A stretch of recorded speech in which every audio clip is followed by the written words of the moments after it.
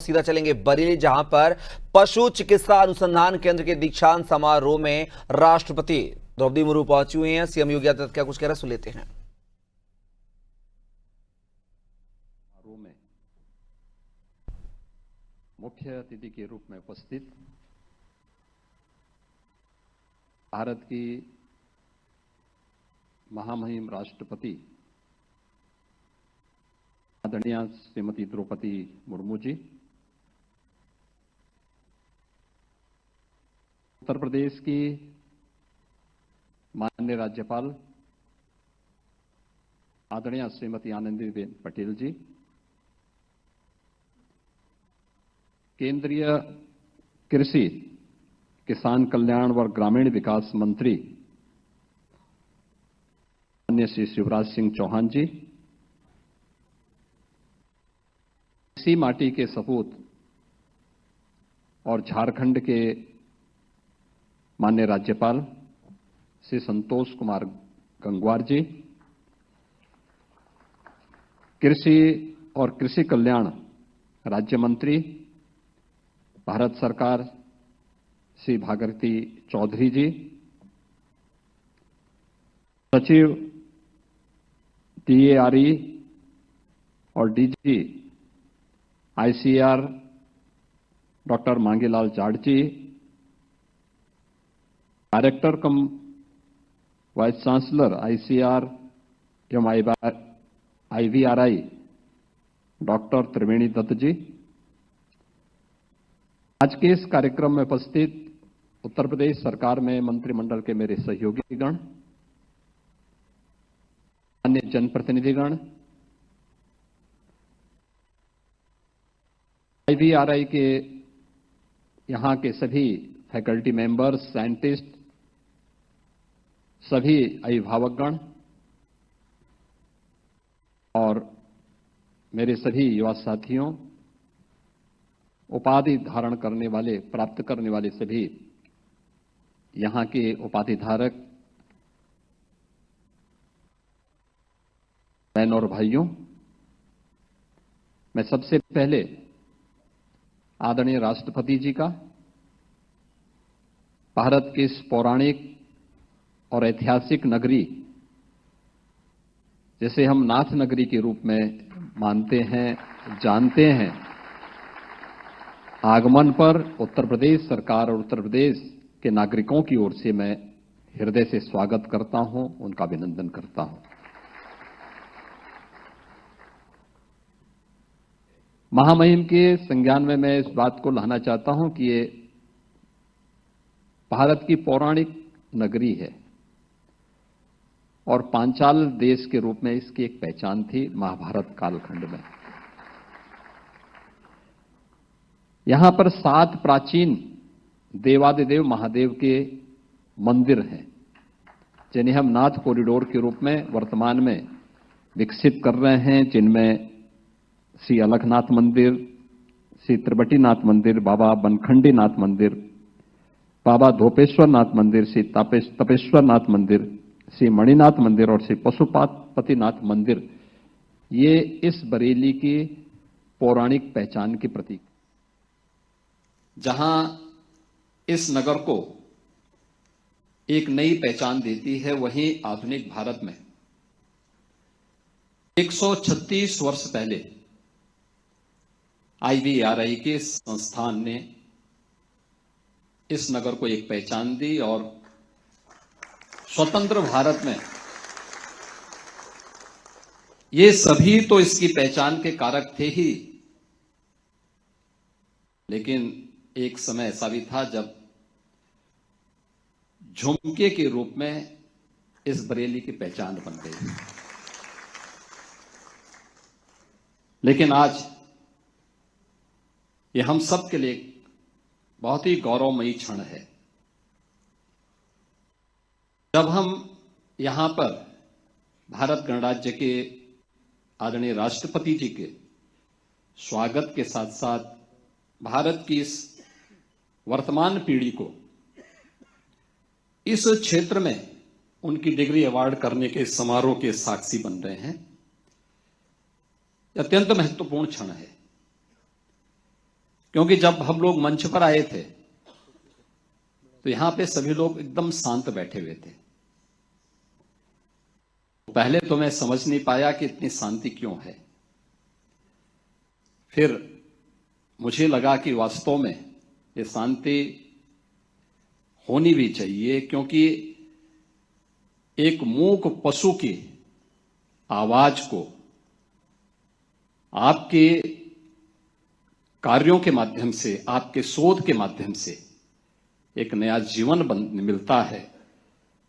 और मिलता ही नहीं है, IVRI की सेवाएं हम लोग उत्तर प्रदेश में केवल पशुधन के क्षेत्र में नहीं लेते, हर प्रकार के जीव जंतुओं को एक नया जीवन देने में IVRI की बहुत सराहनीय सेवा यहां पर हम लोगों को प्राप्त होती है। और ये हमारा गौरव है कि बरेली के माध्यम से उत्तर प्रदेश और उत्तर भारत इन सेवाओं से लगातार लाभान्वित होता है। मैंने इन सेवाओं को बहुत नजदीक से देखा था वैश्विक महामारी के दौरान, जब कोविड-19 के खतरे सामने आए थे। तो उस समय एक चैलेंज था, क्योंकि कोविड-19 के प्रारंभिक समय में जांच एक चुनौती थी। IVRI आगे आया और एक नोडल केंद्र के रूप में इसने कोविड-19 की जांच में उत्तर प्रदेश सरकार को अपना सहयोग दिया।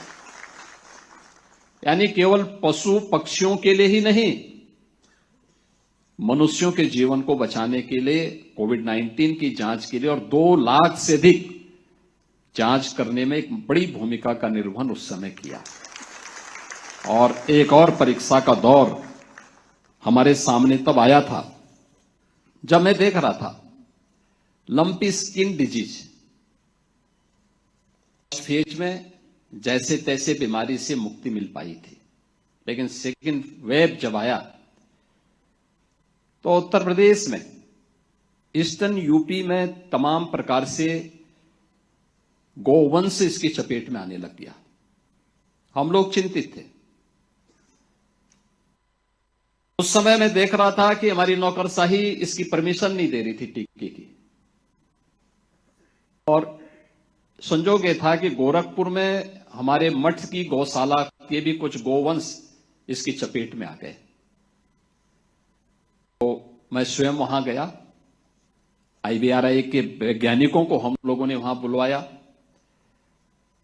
उन्होंने वहां पे कहा कि इनके लिए वैक्सीन इनको देना होगा, लेकिन वैक्सीन अभी परीक्षण के उपरांत परमिशन के लिए लंबित है और उसके बाद ही हम दे पाएंगे।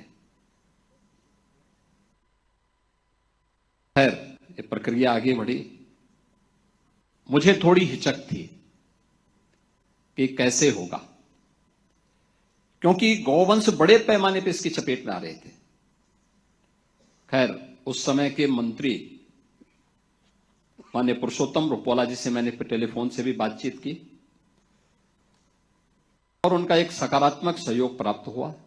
IVRI ने अपनी वैक्सीन वहां पर लगाई और मैं यानी चमत्कारिक परिणाम हमें देखने को मिले। Lumpy skin disease vaccine Uttar Pradesh ने जो वैक्सीन इस संस्थान ने विकसित की, उसको उत्तर प्रदेश में हम लोगों ने परीक्षण करके लगवाया और लंपी स्किन डिजीज पूरी तरह समाप्त हो गई। मैं यहां की इन सभी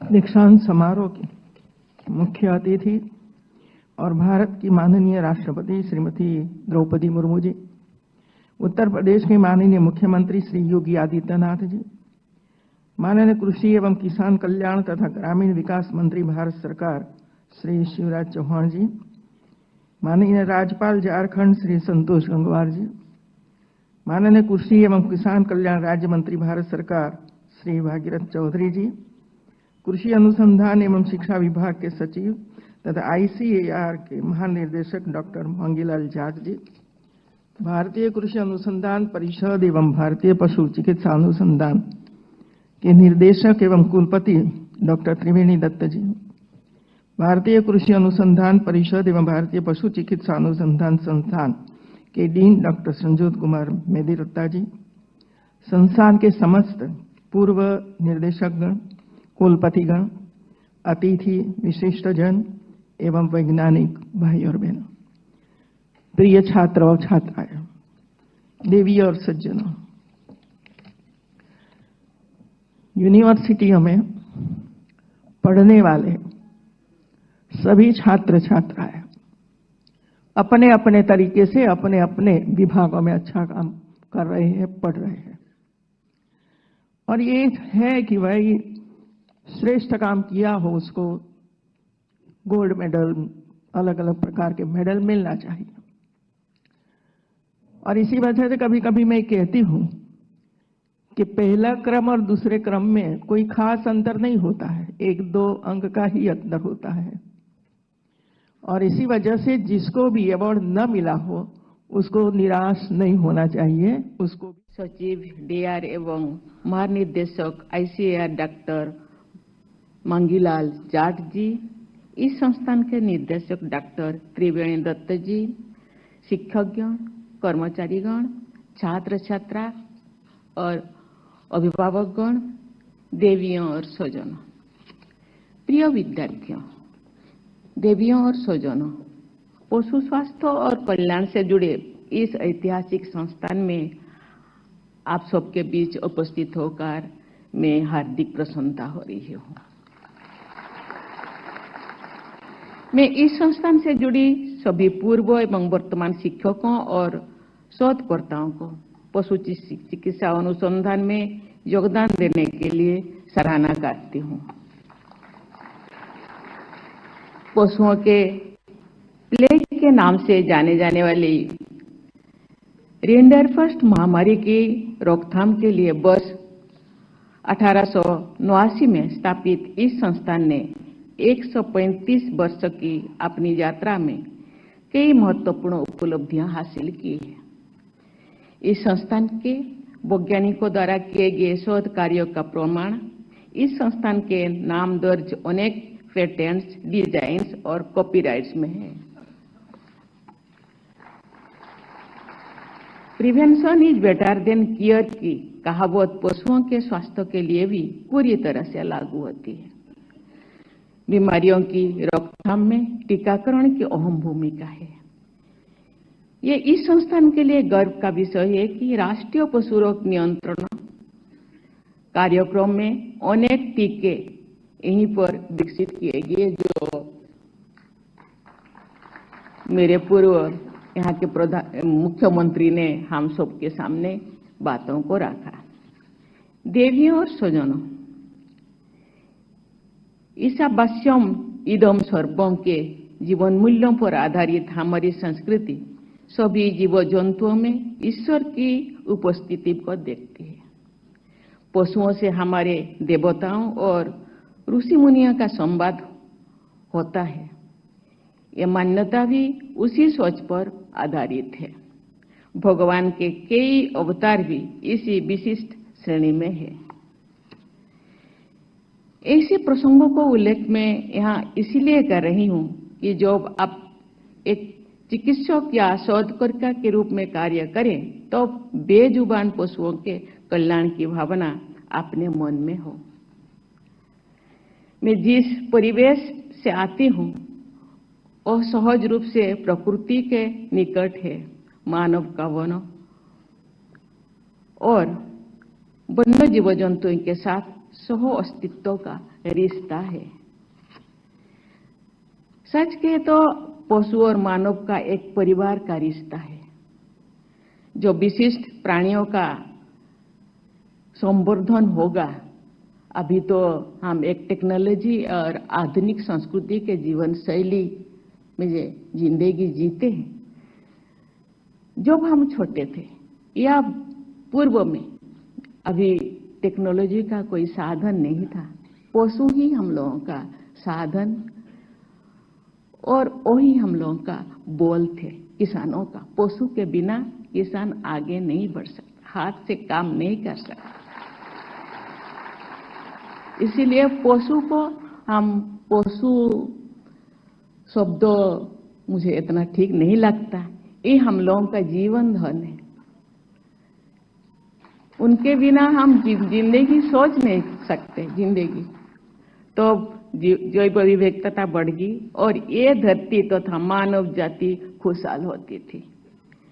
जैव विविधता के शरण का एक उदाहरण है, हम जब छोटे थे बहुत सारे गीधे आप भी देखते होंगे, लेकिन आज वो गीधों की समाज अब विलुप्त हो गया है। मुझे लगता है गीधों के विलुप्त प्राय होने के पीछे पशु चिकित्सा में इस्तेमाल होने वाले रासायनिक दवाओं की भी भूमिका होनी चाहिए। बहुत सारे भूमिकाओं में से, बहुत सारे रीजन में से, बहुत सारे कारण में से ये भी एक कारण है। ऐसी दवाओं पर प्रतिबंध लगाना गीधों के संरक्षण की दिशा में सराहनीय कदम है। अभी वैज्ञानिकों ने इस दिशा में कदम उठाए, इसलिए मैं उनको बहुत बहुत धन्यवाद देना चाहती हूँ। और भी कोई प्रजातियां या तो विलुप्त हो गई है या विलुप्त होने पर कगार पे है। इन प्रजातियों का संरक्षण पर्यावरण संतुलन के लिए बहुत ही आवश्यक है। भारतीय पशु चिकित्सा अनुसंधान संस्थान जैसे संस्थाओं से मेरी अपील है कि वे जैव विविधता को बढ़ाने में अग्रणी भूमिका निभाएं और आदर्श प्रस्तुत करें। मैं आज उपाधि और पदक प्राप्त करने वाली सभी विद्यार्थियों को बहुत बहुत बधाई देती हूँ। इस सफलता में योगदान देने वाले आपके शिक्षकों, परिवारजनों और अभिभावकों को भी शुभकामनाएं प्रेषित करती हूँ। आज पदक प्राप्त करने वाले विद्यार्थियों में छात्राओं की बड़ी संख्या देखकर मुझे गर्व हो रहा है कि बेटियां अन्य क्षेत्र की तरह पशु चिकित्सा क्षेत्र में भी